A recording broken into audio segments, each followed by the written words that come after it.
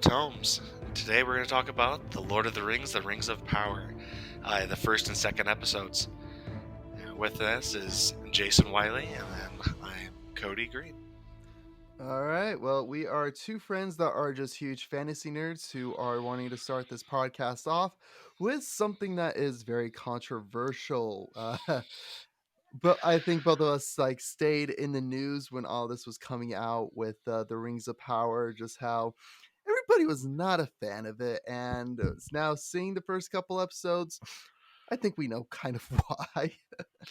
Yeah, and I think that a lot of the stuff was getting overhyped by uh, Amazon, but we were worried about it, and I don't know, it had some good, it had a decent amount of bad, but we can talk about all that. Yeah, absolutely. And that's the thing with all this is just I feel like we live in a day and age now where where the companies are trying to hype it up more and more and more. And early on, I think the fans were excited about it, but nowadays, I think that excitement has now always a sense of cautious curiosity or cautious excitement where is this really what we're going to get, or is this just more fluff to try to have this company buy our services or anything like that? Yeah, um, and that's how I felt about it. And I was really excited that someone was going to do more on Lord of the Rings and build on the world. I am, but especially after seeing the first trailer, just hearing a lot of the people talk about it. After a while, I stopped trying to listen to people talking about it because everyone's just ripping on it, and I wanted to watch it with my own eyes. And I don't have as much experience with this side of Lord of the Rings of the this age time. I mean, I read the actual Lord of the Rings, read The Hobbit, but I didn't read the Silmarillion or anything before. So I didn't know much of these stories. But at the same time, I know enough that it's something seemed off, and so I had that cautious excitement about it. Yeah, and I very much was listening to more of the people rip on it, like Night's Watch or a lot of the other YouTube channels that basically they make their money on kind of seeing reporting, and I think at this point ripping on shows. But actually, what really helped me this week was actually I was watching Brandon Sanderson's podcast where he talks about the Rings of Power that's coming out. It was coming out this week at that point, where he's just he was like himself. He was cautiously optimistic, uh, because for him, he actually related something because as we even said before we started this recording, Aragorn in the books was different than the Aragorn in the movies. And Yeah, that's because the movies gave Aragorn a character arc. As Sanderson even describes it, and I can't remember his part, the whoever's on the podcast with him too. They both said that when it comes to a film adaptation, these characters need to have a character arc. And so they're so we're curious and excited to see what they do with the Galadriel character arc. And so for me, I was like, okay, let me take a second, let me take a step back, and let me be kind of open to the idea of Galadriel maybe having this character arc where it's just grim dark. But after watching the first episode, I'm like, no, there's no redeeming qualities of Galadriel. Whereas with at least a lot of these characters, even if you look at Prince Zuko from Avatar: The Last Airbender, we're yeah, not given much of his backstory in the beginning until we hit the storm. And at that point, that's where we're like, he has a reason for what he does. There is a good reasoning behind what he does. Galadriel, there is none of that. yeah. I mean, I get where she comes from on something. So like her passion to avenge her brother with everything. Yeah, Um, but it's it lays too heavily on the trope of like putting everyone else's lives in jeopardy. And why would she be made a commander if everyone knows that she goes so far to the extreme that she doesn't care if the people around her get hurt? exactly. So let's now actually dive into the reviewing of the first episode because I got my notes here. I have So mine as well. So actually, the first thing I have on here was kind of a pro for what they were trying to do. Is that they were trying to actually replicate the same kind of intro from the Fellowship, where I it wrote is that down too. Sorry, go ahead. awesome, awesome, because it's very much they were trying to tie it back to just like, okay, we know this is what works, and so they were trying to drop that Easter egg, but it's Yeah, immediately followed up by the negative of it's just a horribly written line. it really is. It is just so bad, so corny, and so cheesy, and it Yeah, just I say it's pseudo philosophical because it's trying to be philosophical, but it's not. It's doing more damage. It's more like, what were you guys on? Like, what were you yeah. guys smoking? Like, what the heck is this? It loops right back around to being stupid. Exactly.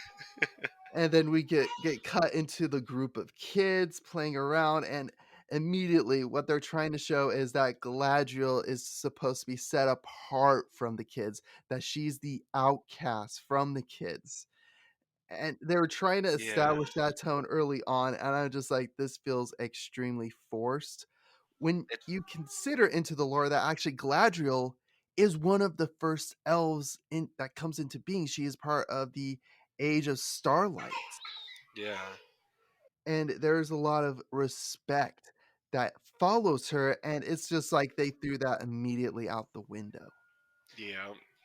And honestly, so not knowing that side of things, I'm just seeing that first part. Like, I got that she was supposed to be different than the rest, but it was very much so just like, okay, why are they showing her getting bullied? Like, what does this have to do with the rest of the story?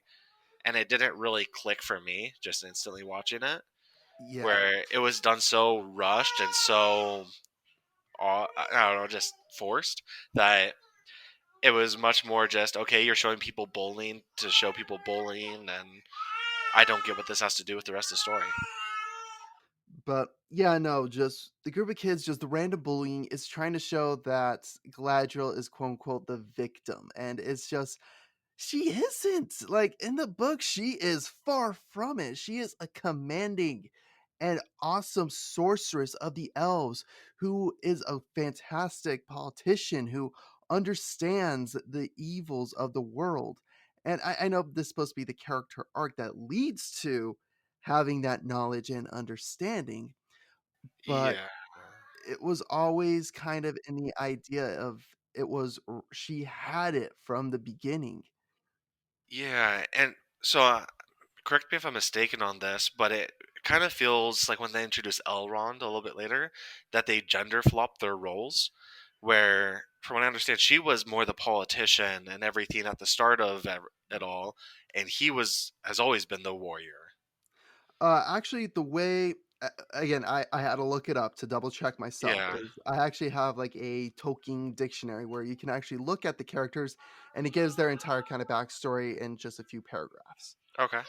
And so, actually, during the Second Age, Elrond is actually on the where they have him at. That's where he was. So that's Oh, cool. actually one thing Okay. they've done very well. Is he was in those areas. It was more because he's young at that point. He's in every respect, kind of an up and coming teenager, like, that's the best way I can put it, is he's a young Yeah. adult teenager, whereas Galadriel is like his great aunt. So, I just felt like that was more they were trying to push more of a relationship between these 2, and I'm just like, and cue Sweet Home Alabama music, because she is in every respect his great aunt.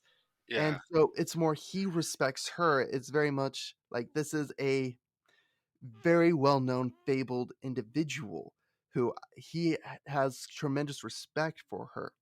And actually in the show, I think it shows that he's like, I respect her as my friend, Yeah. but she's making stupid decisions, which is exactly it. Is Gladriel is like they're forcing her to make these stupid decisions.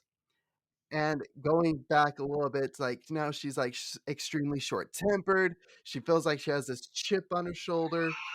Yep. And just the entire show feels like it's filled with these bad pseudo philosophical lines. Yeah, it does. So, but The show actually does have some beautiful, like, special effects. They have some beautiful visual effects, like, from the tree that Melkor actually does destroy in the search for the Cimmerils. Like, there's a lot of, like, cool, beautiful special effects, and a lot of the backstory, a lot of the extra lore is just briefly mentioned, like, because actually, like, the fact that they do mention Morgoth, which is AKA Melkor, um, but the fact that they mention that her and her brother went searching for him, but here's the other error they made. She has more than one brother. It's mentioned that her and her brothers, plural, went searching for Morgoth and fought in that battle. Oh, okay. So that is one thing where I'm like, okay, they did that right. Is that when it comes to the whole thing of it and explaining it, they do the brief summary correctly, but then when you get into the nitty gritty, it's just all wrong. Yeah, but honestly, for changing it to a show adaptation, that doesn't bug me because making it that there's one brother and that she ends up losing him after, and that makes it more personal that this is my only brother and I just lost him.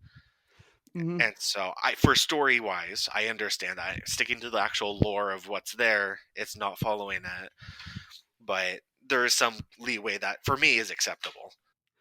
And for me, I'll think the same, but this is where I think they could have missed out on a good story opportunity because now it's Galadriel has this chip on her shoulder. When actually, what if we changed the way she reacts and responds to that being of her brother? And she is now watching her brother go through all of this, and that is how she gains her wisdom in all of this, is because she is seeing the dark road that her other brother is going down because of the loss of the other brother. Yeah. I See th that? Yeah, sorry, go ahead. Oh, you're good. I agree. I think that could have been a really great tool, and would stick for me as really well written into seeing that and being able to figure out for herself how she should handle things and stick with the wise woman that we know and love. Exactly, instead of making her the idiot. 'Cause yeah, just because at that point, a lot of her decisions became stupid, and even her company, even the soldiers that accompany her looking for Sauron, which, by the way, she never actually hunted Sauron, Yep. it would have made a lot more sense if that was, like, her brother going off on this mission because, again, the other brother's not mentioned. So, that one, they would have had a lot more leeway to do that with. Yeah, it would have. And that would have been better for lore and fitting with how the story should be. And I have this note later on, but this is essentially what I said with the as my overall feel with the show. It Mhm. feels like they took the story and they're trying to make it quote unquote better than the original by doing what they want with it. And so they're just like, well, this would make it a really great story when they already have a great story and they just don't want to tell it. Um, Exactly. so going back to what you're talking about though, the hunting Sauron, um, and the symbol and how Oh, the yeah. symbol is cut into the brother, Yeah. and I think a, they missed an opportunity to make it more flushed out simply by saying that there was like more than one that hunted him down because he wouldn't have gone alone, and if he did, others probably would have done the same, and that it should have been that they all had that marking. Or why is it that he's Mhm. marked on there? And we may find out later. And so that could be some foreshadowing future details, which, if so, great. But it felt like it was all just so she could have seen the symbol before, and then when she gets to the castle, the fortress up in the north, that she's able to see the symbol again. But my problem with that is that they had it marked there, and she instantly just says, "Oh, this is so any orcs can find their way and know which direction to go." And Yeah. that the last time she saw the symbol was on her dead brother. Which two things: one, that doesn't make sense. Is if they mark people they kill with that, why would it be the symbol? Like it just it's his symbol. It's there, and I know they're trying to go with the whole secrecy of Sauron, which he is supposed to be keeping a low profile at this point in time. Yeah. But why would he mark someone's body with the symbol? And then Yeah. why? It just those things didn't make sense to me. Hmm. The other thing that bugged me is that in that battle against the snow ogre, right? It was an ogre. This snow troll. Yeah. Troll. Thank you. That this elite team with her can't do anything against it, and then she can just massacre it. And it's that Yeah. protagonist thing It, that the Lord of the Rings didn't have that. The Lord yeah. of the No. Rings was them working together as a team, Hmm. and it took a team to take down a troll. Exactly, and that's they turned her into in my notes I have it in saying that she's a stubborn Mary Sue, where Yeah, as we see, she's like, okay, this snow troll is attacking, and immediately they fling her into the air. She cuts its back, it drops on the floor. She takes a knife, stabs it in the face. yeah, Don't care how powerful and amazing elves are. Legolas, also powerful, amazing elf. It took Aragorn, it took Gimli, it took Legolas, it took Boromir, it took Gandalf to down a cave troll, a single cave troll. and Gandalf is on par with Galadriel at her full power. Oh yeah, absolutely. Like we're talking this. In fact, actually, that's who. I think that's what part of the stranger is. It's one of the wizards that came.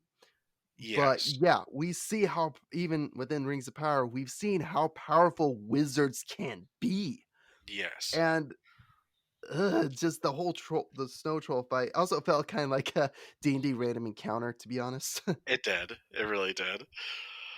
And just again, and Gladriel is just this horrible commander who is defying her king Yep. to in her own stubborn search, which honestly, like I know a lot of this they're trying to do just like, oh, I am woman, I am powerful kind of thing. Yeah, like I'm right. Everyone's telling me I'm wrong, but I'm right, and I'm gonna do it anyways.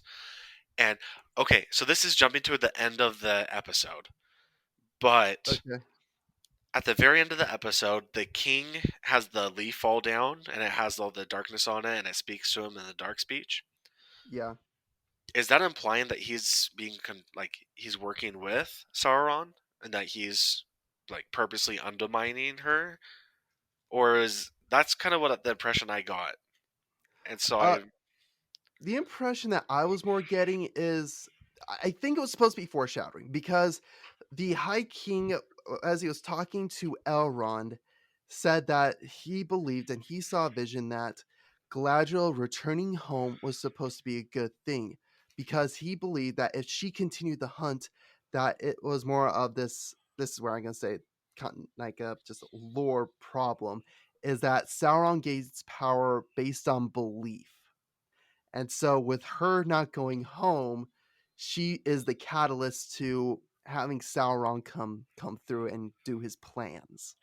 okay, Like that's why I thought the leaf was supposed to be, but I do like your idea that it's like maybe the High King Elf is working with the dark powers, whether that be Sauron himself or Morgoth, or maybe just the fact that the dark power has actually reached the elven city and is now beginning to pollute it, and that's what the leaf is supposed to symbolize. And now he's just going, oh crap, we sent her home. I do not want to do, like, I don't want to don't want to worry anybody. I don't want to cause a panic. yeah, That's what I thought it okay, was supposed to be, is just like, oh, because Gladriel didn't go home, now all this darkness is coming. yeah, That was kind of the thing I had on it. But so actually going quickly back to the ice cave, I yes, just again, just that entire thing is just like it felt entirely conveniently fast pace. yes. Like they go into the cave, she punches through an ice wall, no I problem. know. And how I didn't understand that. Why would she look at that? Huh, there's ice right here. I'm gonna punch it. Oh look, it's a doorway that they blocked off. Exactly. What? Oh, and the other dumb thing. She gets to the top of the mountain, pulls herself up, drops her sword in, pulls out a dagger to point at the map. I know. I'm like, why did you do that? Why? Why? I heck, my wife's like she's watching this with me, and she sees me just go, "What the heck?" I'm just like, she has gauntlets. She can quite literally point to on the map where she's at. Yeah. Like, why? And so actually the one thing I kind of appreciate is the fact that her team did mutiny after the troll fight Yeah. I because she agree. is just a horrible stubborn commander. Like, honestly, like, if you even changed genders, where if it was a man, you'd go, "This guy is a complete jerk. Yep. He is an idiot. Like, he needs to listen to the counsel of his men and go, you know what? How about this? In fact, I believe one of them was saying, let's make camp for the night. Yeah. Honestly, okay. Boom, done. Camp for the night. Let's discuss. Let's plan. Let's do this. No, it's just like, no, I'm a woman. I'm always right. Let's go forward. I'm just like, that's just stupid. Yeah. Yeah, I definitely agree. She definitely has the it's the terrible commander, and that's all that it is. It is. If you can't keep up, then you're just gonna fall behind. Um, she has moments though, and this is one of the redeeming qualities that I have appreciated. She has those moments where she realizes she went too far, and so she Yeah. pulls back. Once with that, where she sees the men are gonna fall, and so she goes, "Okay, we'll stop." And then next time is I think in I love episode how we're end of both the sick. episode. I know, right? I'm just I glad. got sore throat, stuffy nose. Yeah, I'm mostly over. All I have left is the stuffy nose, and sinus pressure just sucks. But anyways, the second time is later on when she's at the ceremony where she finally just acquiesces. She goes, "Okay," Yeah, and I I thought think that it. was really Mhm. well done on that part. Yeah, but as I say, this is where for me it's a double-edged sword. Just like I think she's beginning to realize that okay, you know what? Maybe it is because I am too prideful. So she's just like, okay, I'm going to try to submit, try to submit. This is my king after all. Yeah.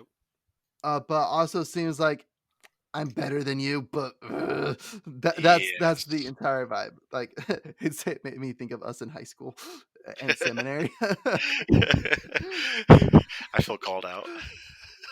Hey, dude, it was me too. I called myself out. Okay, so oddly, everything we talked about is like the first 15 minutes of the entire show. Pretty much. So Oh, hold on. yeah, One more thing with the ice place. Is ice. this? It's a Okay. question I have.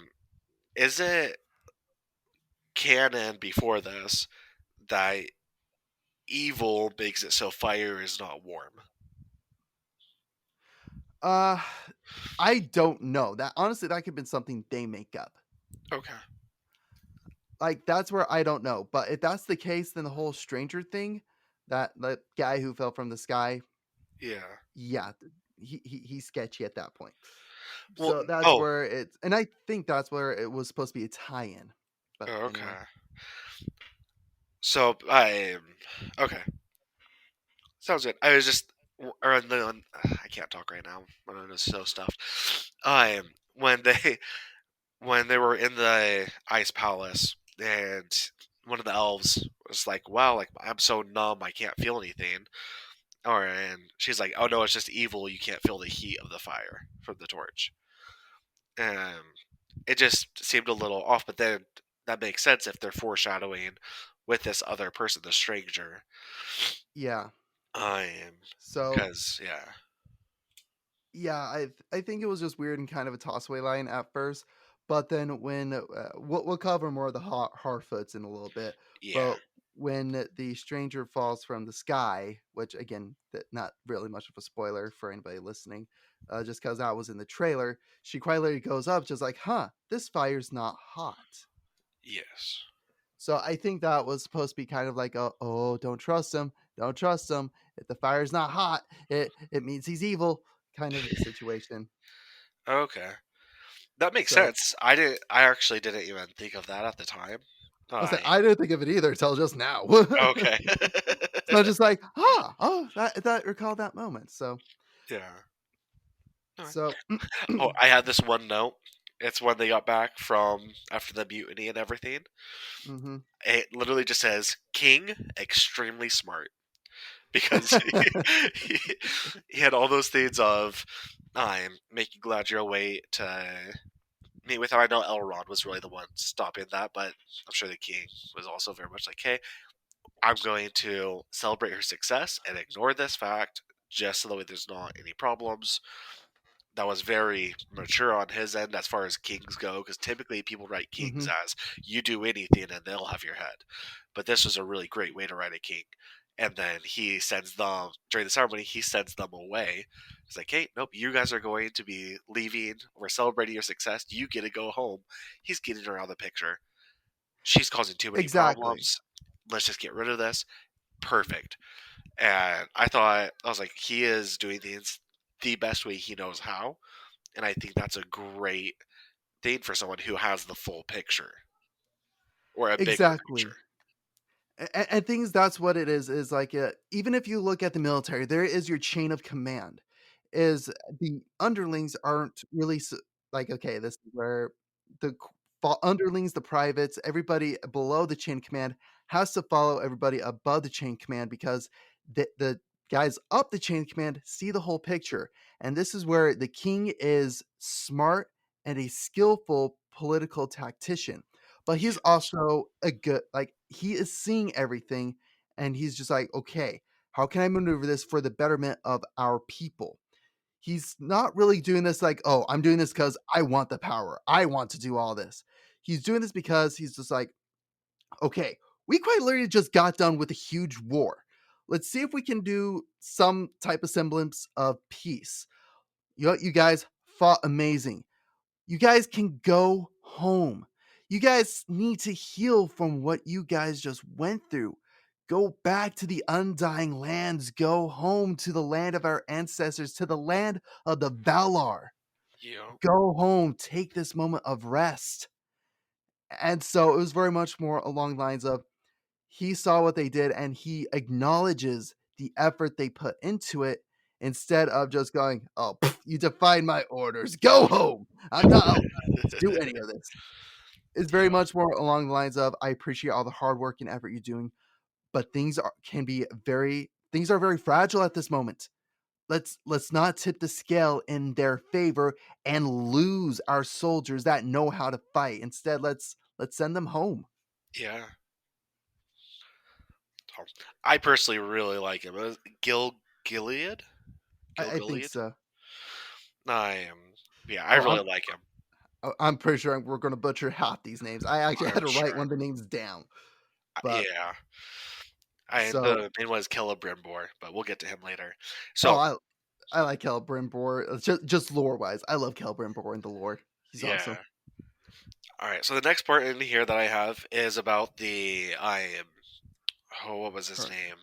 The Oh, is it the Harfoots now, or is it the elf? The let's cover the Harfoots okay. because the Watchtower elf, and that story. I think that it does have significance later on, but also I think there are some elements. But I think we should cover a lot more of that in when we're talking about episode 2 because I feel like that storyline gets fleshed out more in episode 2. I agree. Okay, we can talk about him then. Okay, so So Harfoots. I love how they Harfoots. set up their community. That was so cool that they're Okay. more mobile and that they could like drop those into the camouflage with it. Hmm. Personally, I thought that was really cool. I thought it was. I At first I was kind of hesitant. I was like, "This isn't the hobbits I know," but they're not supposed to be the hobbits we know. This is a different group Hmm. entirely. This is their ancestors, technically. Like that's the vibe they're trying to give off. Okay. Uh for me, it's just like the Harfoots, okay, there's just a couple things I'm like, okay, I'm not a huge fan of the fact they're like kind of like dirty, blubbering hippies. Yeah. but but for what they're going for, it does make sense. Yes. Like I do like the fact that they're like able to drop everything and that they're more like wandering nomads. Like I do like that idea and how a lot more of their stuff is nature based. okay, I do like that. So as soon as I was just like, these aren't the hobbits I know, the hobbits I know. In fact, everything that is within the hobbit, like they says, this isn't like a filthy hole. This is a hobbit hole. It is nice and clean and tidy. And so that's always the aspect of hobbits that I'm used to. But I was like, well, maybe now the Harfoots are how we get to the this is a clean hole, this is a tidy hole kind of society. Yeah.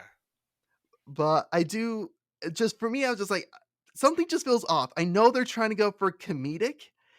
It just doesn't quite come across It didn't. quite. Like it feels like it's a it was like a bad joke that didn't hit the punchline correctly. Yeah. What do you think of And Nori? She's uh the main hobbit. yeah, Nori, I know they were trying to cast her kind of like as a Frodo-esque character, Yeah. but honestly, her and Poppy come across as more of a knockoff version of Merry and Pippin. I could see that. Because then as I was looking at it, I'm just like, yeah, I'm seeing more like if Merry and Pippin became the main characters. Because actually, as I was even thinking that, if you look at like the two towers with Merry and Pippin, the way they interact, it Yeah. is very similar to how they from how Lori and Poppy interact with the stranger and Merry and Pippin react with Treebeard. Yep. Is that they're like, oh no, this isn't it. He's gonna quite literally kill us. And he's just like, no, no, no, no. We gotta make it friends with us. We gotta make it friends with us. Like it has very much of a more Merry and Pippin esque to it, Yeah. and which for me I was just like, okay, you know what? I'm a little bit happier they took that route instead of like the Frodo and Sam route because I'm sorry, there's only one Frodo and Sam. Let's not Yeah. replicate that. Merry Pippin, okay, that one it's more of a okay that could be a little bit more fun, Yeah. I'm glad but they did that too. yeah, I'm glad they went that route instead. But for me, I just like and I wanna say part of it could be the music. The music, I just don't think is helping it land properly. Yeah. Because when we think of the hobbits, like, sorry, both of us, I think we can immediately conjure up the music from The Shire. Yep. Just how joyful and happy that is. We need something like that, or even they could have done a different kind of rendition of The Shire to make it more Harfooty, so And to speak. make it feel, yeah, I agree. And so I think with the music, that could have also added to it. But I also think what would have really helped it even between the first 2 episodes is it feels like they're trying to as soon as you like, okay, I'm kind of getting into the story of it, they cut to another story. Yes. It just felt very choppy and all over the place. Whereas if they honestly is just like, okay, maybe a little snippet here, a little snippet there, and honestly, if they delved more into like honestly, they covered more Galadriel and the Harfoots, just focus on those two in episode 1, it would have gone a little bit better. And then episode 2, Harfoots, and then the Watchtower elves and how they're Arendelle. pulling up. Yeah. Yeah, Erendir. Yeah, I think that was Arendir. his name. Yep. Yeah, Arendir and Erendir's Glumlin. story. Yep. Because I feel like that story is interesting. It's just I want it to be more flushed out. I feel like they've actually did Erendir's story a disservice so far. I agree. And I feel like if they just took the time and focused more onto it in like episode 2, have it cover more of that because end of episode 1, sorry, Gladriel out on a ship. She is shipwrecked. That's why I think we both like episode 2 the most is because we're not really covering Gladriel. Yeah. Yeah, I agree. I honestly, Arendir is probably my favorite character in this series so far. Same here. Like for me, I was just like, okay, I'm going Black Elf. I'm like, okay, I'm gonna be cautious with this, just because. Again, I know this is where I'm like, at this point, I'm throwing skin color out the window, just because I at this point I'm like, it really doesn't matter because they hired because I think the actor is doing a great job with it, and his character story, everything with it is going great. And actually, I think in all respects, if they removed Gladriel and did not make this Lord of the Rings and made it its own fantasy series, it would have bumped up several notches of I just agree. how great this show could have been. Yep. But the fact that it's Lord of the Rings, I think it's the name that's also going to bring it down because you have the hardcore fans that are like, no, this is inaccurate. This is inaccurate there. This is, you're destroying Tolkien's work. I just feel like they pushed a lot of the social justicing. And honestly, I think this is where we've put too much politics into our shows. Yes. And we need to stop doing that and just sit back and actually enjoy this show. And if they just removed the Lord of the Rings title from it, I think that would have gotten rid of some of the politics behind it. Because if this was like any type of Dungeons and Dragons, I don't think anyone would question a black elf or a black dwarf. Heck, they could even make them an Asian elf, an Asian dwarf. No one would have batted an eye, in my opinion. Yeah. It's simply because so Tolkien, when he wrote The Lord of the Rings, it was the tribute to mythology of Britain, and that's where people have that problem. And so I that's where I was kind of iffy on it, and it had nothing to Mhm. do with the actor. It had nothing to do with the fact that he was black. It had everything to do with them taking the lore and being, this is outdated. We don't want this anymore. And Mhm. just for having that love and that heritage, um, it's just it's sad to see because it's just like, oh nope, it doesn't matter. It doesn't matter that this is the history of this place. We're gonna change it. Yeah. And I would have liked to see a full, like a as accurate as possible telling. Yeah, that would have been awesome. However, as far as the show itself goes, I think that the Aaron Deere that he's doing a fantastic job, and Oh, yeah. I'm very happy with the character. I was worried that it was going to be subpar acting because I just didn't know the actor, Mhm. but he's honestly been by far my favorite person in the entire show. Yeah, no, same here. Like, I love Aaron Deere, and for me, that's where I'm like, I want to know more of his story. I want to know his backstory. I want to know more about him because he is so interesting and so intriguing, Yeah, and that's what makes Aaron Deere so good. And again, for me, I'm going to say it's Aaron Deere and Nora's story yeah, because the actress who plays Aaron Deere's love interest is Nora from How I Met Your Mother. yeah. So so for me, I'm just like, "Oh, it's Nora." Character name is Bronwyn. I pulled up the Bronwyn. full cast, so I have it in front of me right now. Oh, perfect. So, I think now with that, let's dive into episode 2. Okay, I'm the good of it to start with, like we're talking about with Aaron Deere Mhm. and with um just his story. I thought that they set up really well with how like there's that other dark force going on, and they made it really creepy, and it was really cool. I know I'm jumping way ahead in the episode itself, Oh, but no, and this is where we could just cover that entire segment. yeah, I am. And so I really enjoyed that side of things and how I enjoyed the setup with it all. Um, I had two problems with this whole side of it though. Okay. And maybe I just missed something in the introduction or some other part, but they talked so heavily about orcs and how orcs are everywhere, and then suddenly they're nowhere, and then they didn't really mention like anything to do with men supporting Morgoth, and then suddenly as these are their strongest supporters and we have to watch them, and there's heavy racism between these two sides, Yeah, and no, there was no that's lead up to yeah. that, and that was my problem. Yeah, no, and that's my problem too. Is like there is no lead up. Like we're just immediately given all this information. I'm just like, okay, just curious. Did the writers just not communicate back and forth on this topic, on this part of it? And that's where for me, that's why I think I was saying before, just like the story of this, it just feels like it's being forced in some respects. Where honestly, like this story is more compelling than the Galadriel story, to be honest. Yes, 100% yes. And so there should have been a lot more intrigue with this, a lot more build up, a lot more.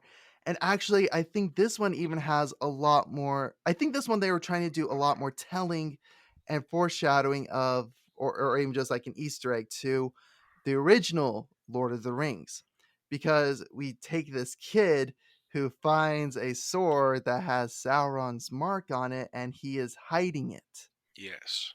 Just like Frodo has to hide the One Ring from Sauron.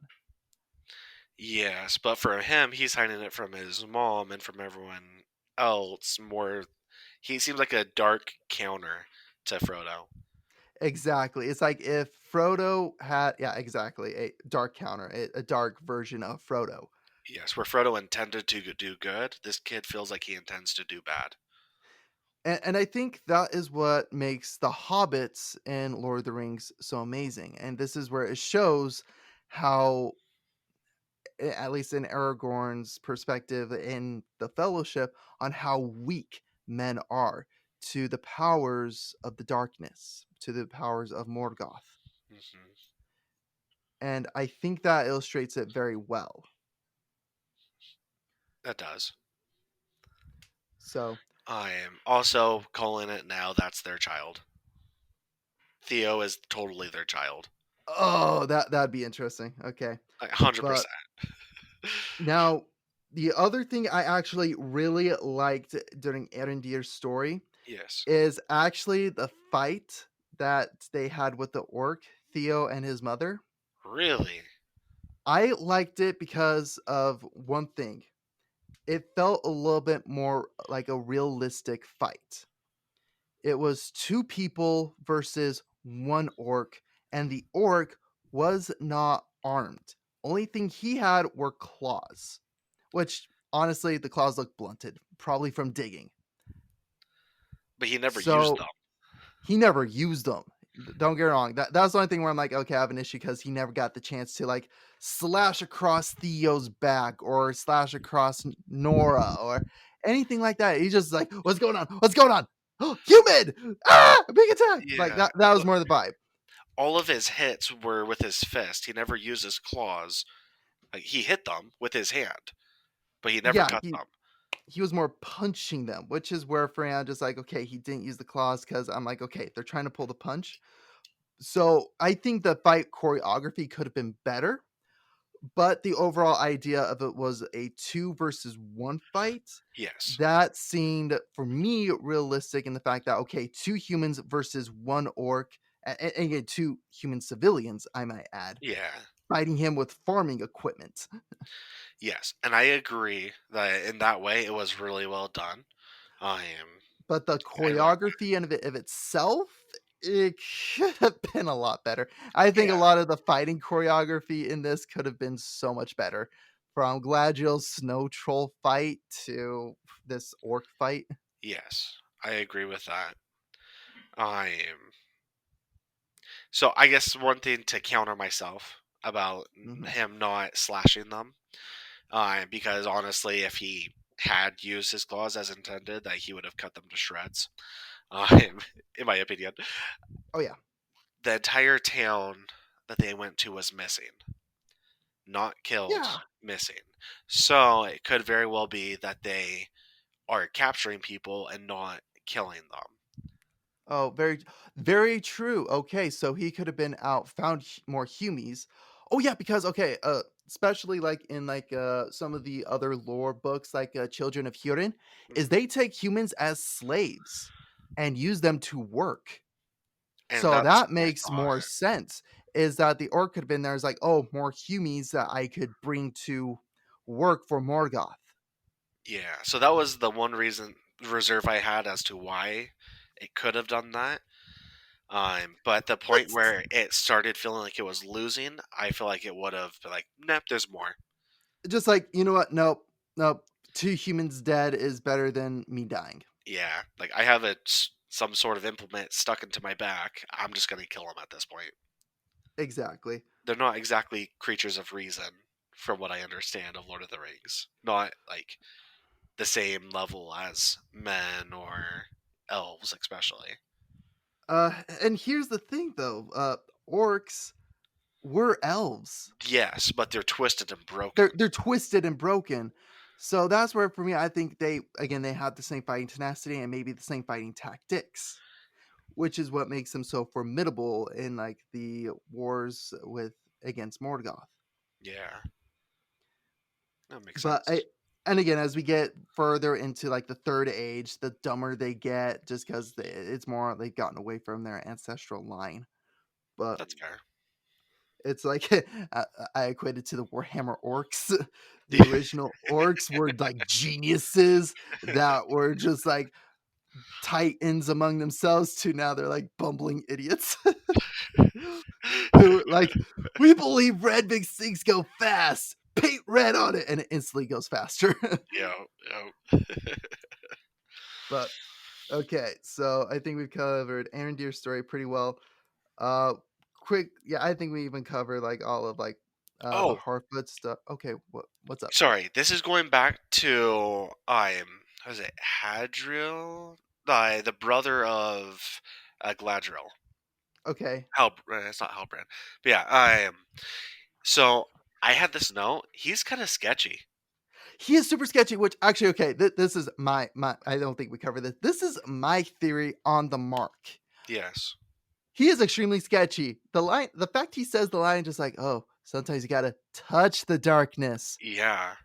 He might have that mark because he was an agent of Sauron. Ooh, I like it. That makes so much more sense. It Be- does because it made it seem like he got branded when he was killed. when that branding could have been, again, may have been branded on him as the fact he's just like, oh, because now thinking back to it, just like, oh, imagine him. He's already in this. He could have been the one that actually poisoned the tree to allow Morgoth to destroy that tree. I like He it. he, he could have been that spy, and he could be the dark one. That's why he's like, oh, you know what? I'm gonna convert my sister as well to the powers of Morgoth because I see the magical power she has, and imagine bringing that to the darkness. I'm not gonna lie, this actually is making me kind of excited for Galadriel's side of it to find Mhm, out that her brother's a traitor and to see that all of her anger and everything was misplaced and to mhm. have her be that arc of the realization. I I love how I we have hope that's made how it is. I love how we've like, okay, now we figured out her character arc. Let's now see if it goes that way. I know, right? I think if they did it that way, though, I I would be perfectly happy, especially even with how things are now, where I don't care for a character at all. I'm. Mhm. It's just it's not compelling. It's just angry, and I It understand that that's the point. So if they can Mhm. change it and have that moment of realization, and then she has to find herself, and she finds herself as the Gladriel that we know, I'll be okay with it. And I know I'm pretty sure that's what the showrunners are wanting, that this is the story on how she becomes that. Yes, It's just I feel like they could have done a little bit better job with it, I but agree, but we are only but 2 episodes in.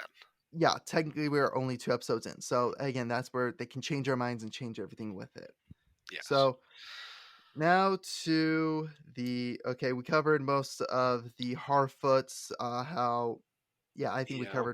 we covered all the like important stuff. So do you want to talk about the stranger, or do you want to talk about Celebrimbor and Elrond and their story? Honestly, I want to talk about Celebrimbor and Okay, that's what I wanted to Celebrimbor, go with next too. Elrond, and the dwarves. Like, I loved oh, it. It was so great. Highlight of I the will, entire show. dude. The entire dwarf segment, that is what made the show fun, Yo. because like there is only two negatives I have with the entire dwarves. Yes. One of them I know you know because we both talked about it and everybody's talked about it. Yeah. The dwarven women need beards. Yep. and Uh, And the second thing, it is super nitpicky that I'm fine giving it away yes. because I know what they're trying to do. This would have just taken it to the next step higher. Is the dwarves keep on saying like Owlie's beard. Hmm.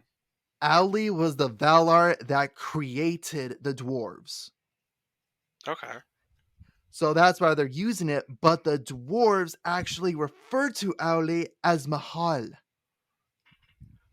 So I think it would have been better instead of them saying, "Oh, Owlie's beard," being Mahal's beard. But again, it's Yeah. super nitpicky to But where I'm like, also, I'll give it away. I am also, you do have to remember they don't have full access to all the information, and if that's not in the appendix to the Lord of the Rings, and that's only in the actual Cimmeril, like the Cimmerillion or some other works that they don't have access to, then they can't Mhm. use it. Yeah, and that's where I'm like, you know what? That's why I'm like, I'm fine giving it to them. Like this one was like, I know what they were trying to do. Yes. That's why I'm like, I give them credit for what they're trying to do. This is Yep. where just like if they could have done the Mahal or however it's actually pronounced, because I butcher most of Tolkien's pronunciations. It's okay. I do too. Uh, But my only other thing, I had something else that bug. Oh no! So it's more of a question, and it's just because it's left unanswered. Is he still going to be exiled from the dwarves? I Because think so. I think he has to be. He failed. He I gave think he up, does. And I think he does. but they're kind of glossing Because over that right now. they're glossing over just because it's just like, well, he's banished. He's just not out yet. He just As hasn't soon as he left. leaves, he's banished. He's still here though. We're gonna keep him here. Like I love Elrond's endurance relationship just because it is a story of two best friends. It It really is. is. I It is so love, funny. I love the fact that they did this, where to an elf, 20 years is a blink. That's It nothing. exactly. But to a dwarf, that's an entire lifetime. I Entire love they brought that dynamic in, and I love that they made it where he's just like, "You missed both my children's births and my wedding. Like you missed all these events in my life, and I know it's just a blink to you, but it's not to me. And you have to see it from my perspective on this." And I was like, "Man, that's actually really cool. I love that they did that." Oh, me too. I'm just like, it really drives home that point. Just like it is a friendship between two races. And then I love what they did with Elrond in that moment too. It wasn't a gloss over, just like, oh, I'm so sorry. Will you forgive me? And staring on, of course I will. Instead, it's Elrond goes, let me just say this then. Congratulations on your wedding. Congratulations on your kids. Congratulations on all of it. And I am so sorry I missed it. Please Yeah, allow me to apologize to your wife for missing all of this. Will you allow me that? I was just immediately going, this is Elrond. This is the man I love. I loved that. I Like, thought that was really well done. and then it was very much like still angry dwarf, like, fine, you can apologize to my wife. And then you're And leaving. actually, You can't stay for it's like, dinner. can't stay for dinner. Then, of course, like in any marriage, wife comes in, just like, you're staying for dinner. No, he's not. Yes, he is. And honestly, I loved Durin and his wife. Like, I I did love that too. relationship. The actress is she kind of bugs me, but I can't. I cannot. I have to give her credit on her performance. She did amazing. She did a really great job. I was very impressed with Diza, and I just everything with that. I I wish they'd given her a beard. I understand that she probably just didn't want one, She's just but like, why? I'm a female. Exactly. Every dwarf has a beard, though. Like, this is where I was just like, okay, I have to, because again, visually, the audience needs to be able to distinguish yeah, between male and female. So that's where I'm just like, it would have been funnier if everybody had beards. yep. I But am, this is where like I will consent, like I will concede the no beards. I will concede. This is where I'm yeah, just like the dwarves were done fantastic. I agree.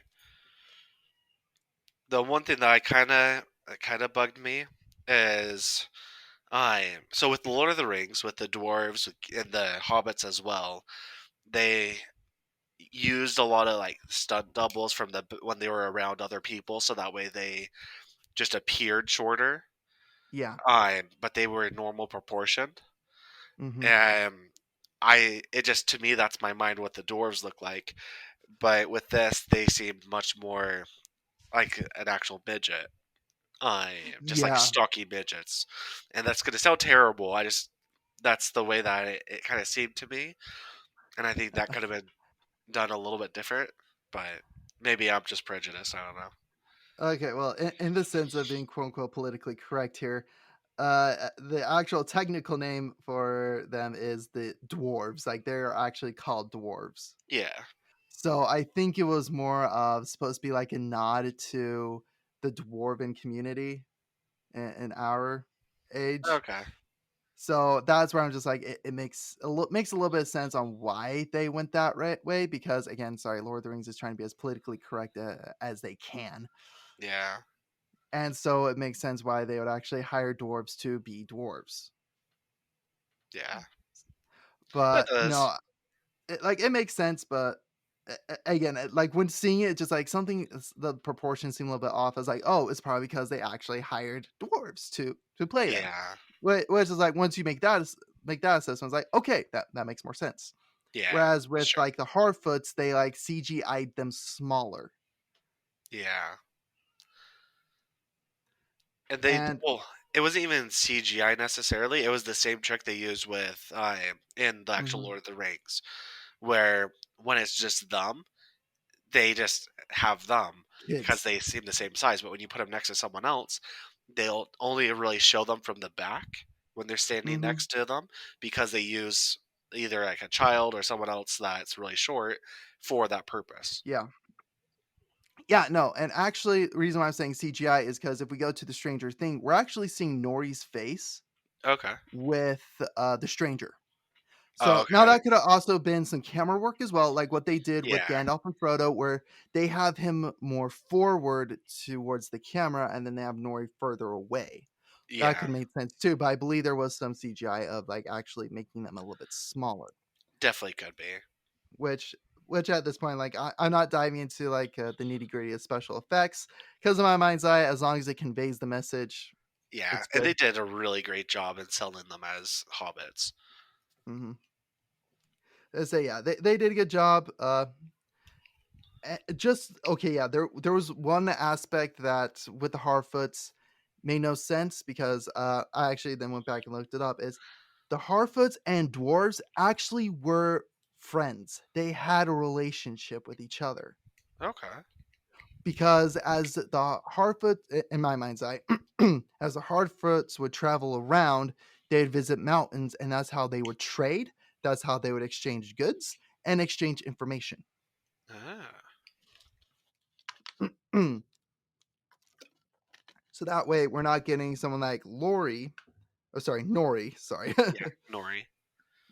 someone like Nori going, "What's going on out there?" It's so that way they stay informed, and then that way they can plan and adjust their migration as needed. That makes sense to me.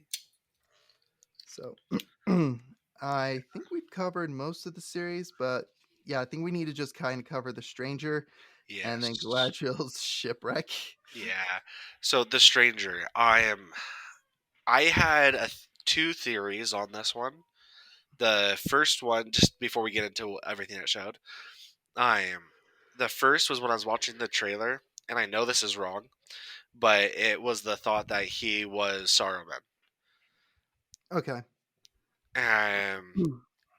Because everyone's saying it's going to be Gandalf, but I know Gandalf wasn't in this age, and I know that was the big thing that people were bringing up about it. But there were others that came down, so Saruman and Radagast. Yeah, Um, I I think it'd be funny if it was Radagast. it'd be hilarious if it was Radagast. I would love it if it was Radagast. Um, Mhm. but I think it's gonna be Saruman. Or my other thought, and this one is pretty far out there, is that it's actually Saruman. Mm. Interesting. For me, the stranger, I'm a little bit more like I'm curious on to see who he is. I do believe actually that it could be Gandalf or Sauron. Like I'm thinking it might be one of the wizards, definitely, Yeah. because the thing that makes me go, this could be it could be either in any case because the wizards know all the like they know most of the tongues. Hmm. They know how to uh they know the dark speech. They know this. I can't remember the name of it, but they know Sauron's tongue. Yeah. They know how to talk, and we see that he is communicating with the fireflies and that he has a connection to them, but ends up inadvertently killing the fireflies. Yes. And the wizards, yeah, they definitely do come down from the sky as kind of like meteors because they get rebirthed, they get Yeah. reincarnated, quote unquote. Because they're essentially angels. Yeah. And wasn't it that and the reason why I thought it could be Saruman is because wasn't Saruman one of them, and then he fell after he joined with Morgoth? Thing is, okay, Saruman, he again, there's a reason why he was Saruman the White up until the Fellowship. Yeah. Is he was a good man. He was in every respect what we see in Gandalf the White in the Twin Towers and Return of the King.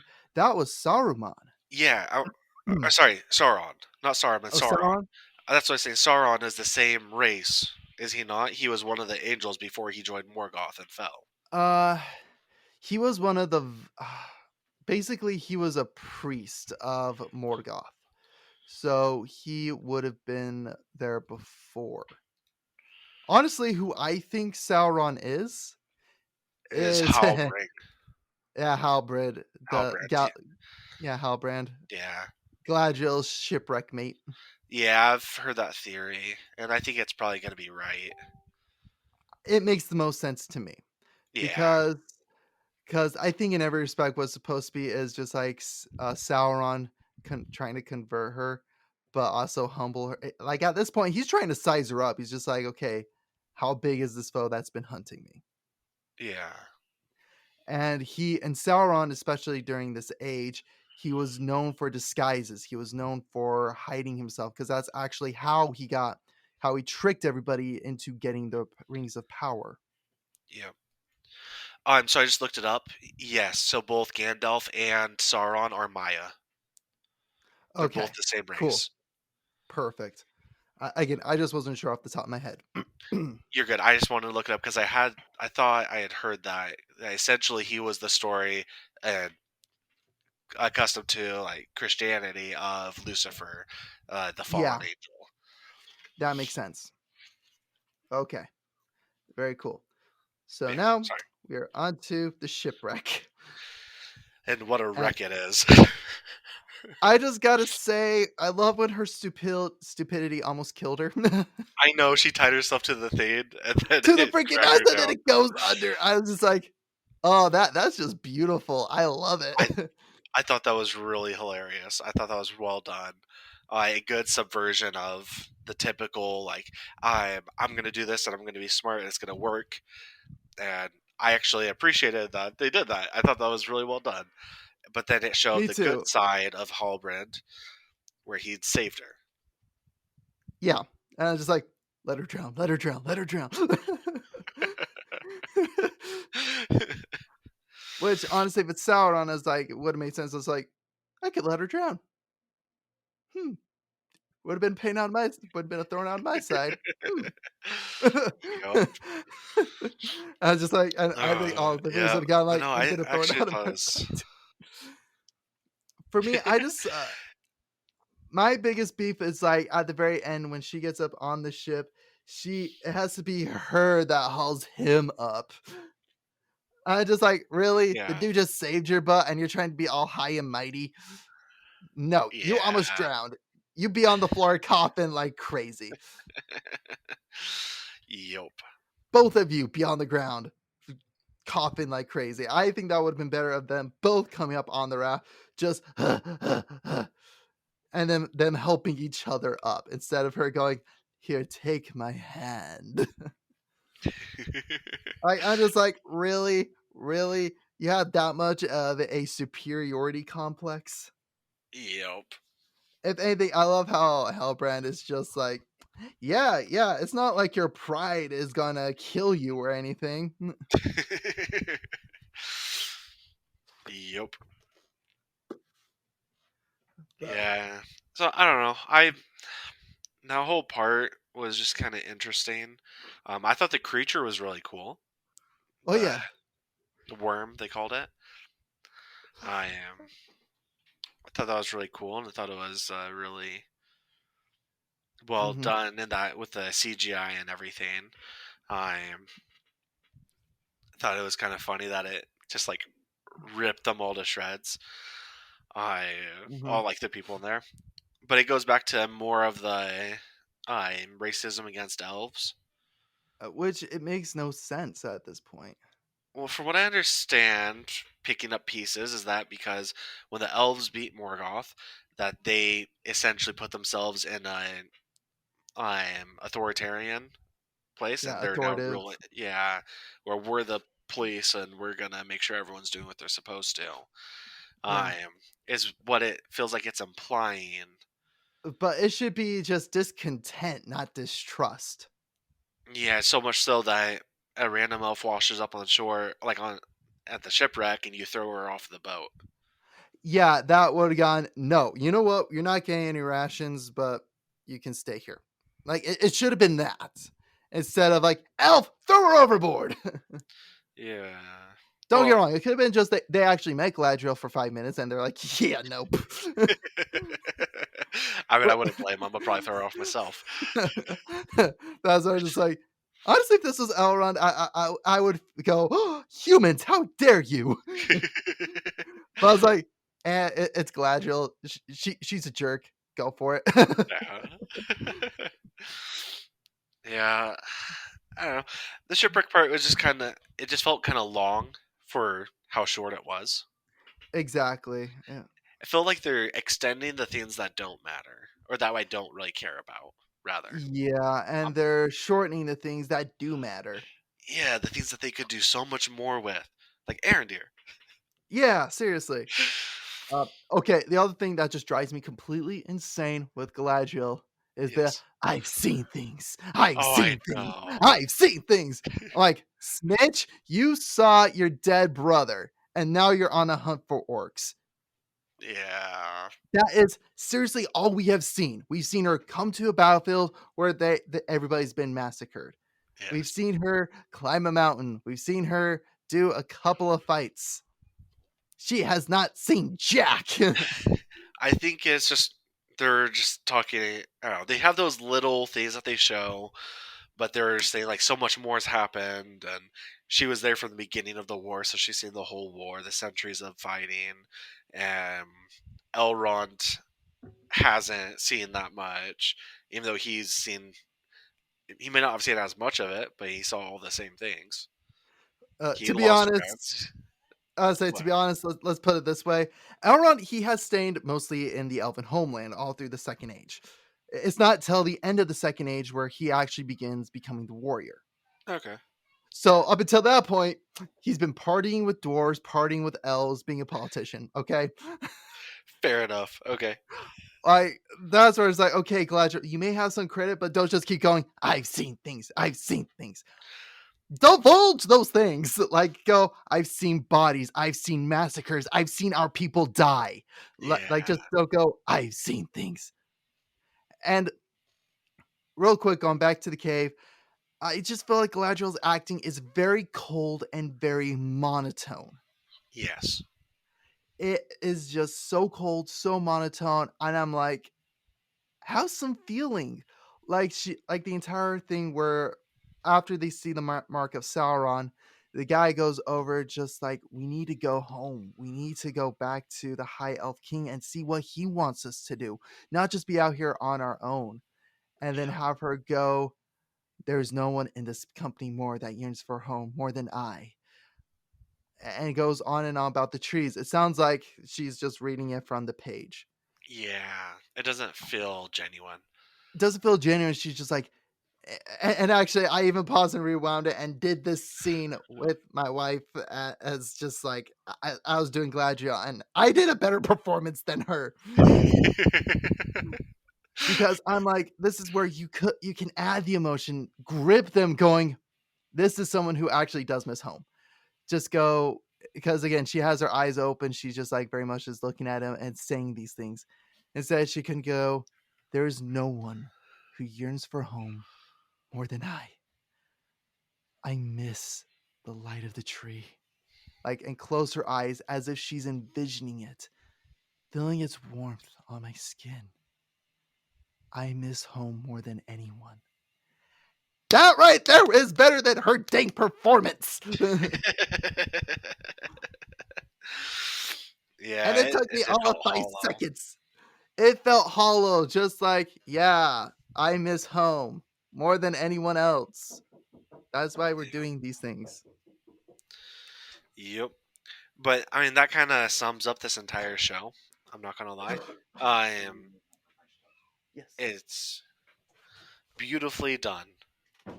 The CGI is fantastic, and I love everything that we can see.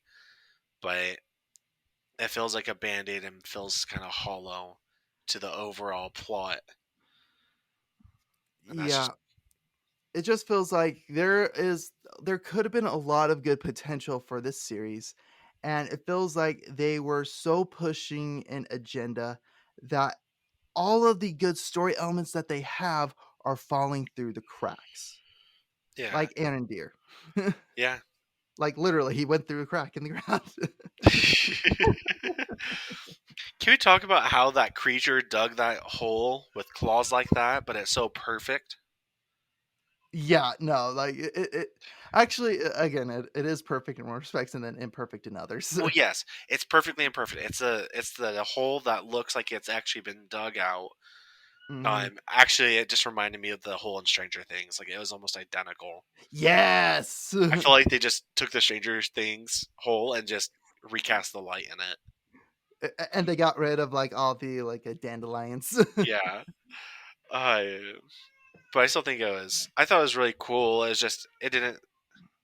It seemed a little odd Uh, that. it felt foreboding, as Yes, it it should. did. It did. I liked how it felt. I like that those creatures are actually creepy. Hmm. Whatever they are, certain type of orc or whatever they are.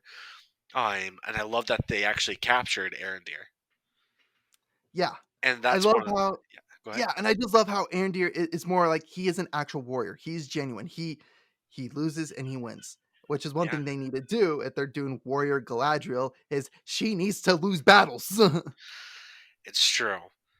I and I think that they're trying to do that with like the shipwreck and and her like drowning. her drowning, but the arrogance. Arrogance. I'm sorry, you get drowned. You're like, okay, you know what? I need to rethink my life a little bit. I know, right? Like when life is throwing you crap, and you're like, you know what? Oh my gosh! The very end of the first episode where she just grabs the dagger and dive. I'm like, really? You're that dumb? Yeah. I'm just like, really, really, really? Like who approved this? I was like, first of all, who in their right mind would do this? Oh, Galadriel, apparently. Yeah. Some of the people that, yeah, that people that act like they know what they're doing, but really have no clue whatsoever. And I just love how she jumps in the water. Is like, okay, yeah, I can freestyle this for miles. I mean, she is an elf. She's an elf, but heck, we even see Elrond tap out. I know. Okay, hold up. So when she was staring there, looking through the fog, I trying to see like whether it was the ship or whether it was Hallbrand coming for her. I'm sitting there just going, Gladriel, what do your elf eyes see? They see fog. They see Jack squat. Which honestly, I think that would have been a cool effect. Like one thing that would be really cool is if like we could see like the elven eyes how they worked, like Yeah, how it would actually zoom in. Like I think that would be kind of a cool idea. that would have been. But yeah, I think we covered the first 2 episodes pretty good. I think we've been pretty fair in this, and I think we've given it a lot of credit. I think we've I given think so. credit where credit is due, and criticisms where criticism is due. Yeah, Overall, like people are saying like it's this huge dumpster fire, which it's honestly, not. if you look at Galadriel, yes, that's where the dumpster fire is located. But there's a lot of other good elements to it. Yeah, there are a lot of Which really good elements, and I'm enjoying it as much as I can. I don't know. I always come away from it feeling more mediocre. Hmm. Um, but as a whole, I still really enjoy it, and I'm happy to watch more. I'll watch it each week and keep doing these, but it's I'd watch it even if we weren't. Yeah, at this I was gonna say, and this is where the fact that it's on Prime Video, it's literally no extra cost to us. Yeah, It's time. And this is where exactly. I'm like, okay, you know what? Let's make the time count for us. That's why I like, you know what? I think this would be a good way to start our podcast, is because I think we've covered a lot. I think we have been extremely fair in everything we've said. I don't think we've been going like extremely nitpicky, but I think we've even given it credit where credit is due. I think so too. And I hope the viewers that do watch this, listen to this on whatever device platform they do it on, hope they can at least see that we're trying to give it a shot, that we're not like closed minded, even though we are both like huge fantasy Lord of the Rings fans, that we're at least trying to give it a shot. But if you were going to base the entire series off the first episode, it is going to tank. Like, if you Yeah, were to base it off of all that, this is where the second episode redeemed it. The second episode did a lot in the fact that we actually got to see Elrond, we got to see Durin and their relationship. And I appreciate how they weren't trying to ship Elrond and Durin as like a gay couple. I appreciate that me too. because I feel like nowadays we can't go into a show and two guys can't have a friendship without it being gay. Yeah, And so the fact that immediately, as soon as it's Durin and Elrond, and the first one of the first things out of Durin's mouth to Elrond is, "You missed my wedding." yeah, Like I don't care for representation. Like Stranger Things did a great job with, I'm gonna say lesbian representation. yeah. It needs to be like, but it needs to be authentic, not forced. And I feel like that's where a lot of Rings of Power from Elrond's perspective on, it's genuine, it's authentic, and it's great. I agree. There's been some really great acting and really authentic. The writing is really phenomenal with Elrond and with Durin and with a lot of it. I am, and so there's a lot of really highlights, and I'm excited to keep watching Yeah, I'm excited for them. Galadriel can quite literally drown. it. And on that note, thank you for And coming to all that. terms. Yep. Thank you for coming to Tomes, and we'll shelf the book for now. We'll continue on to the next chapter next week.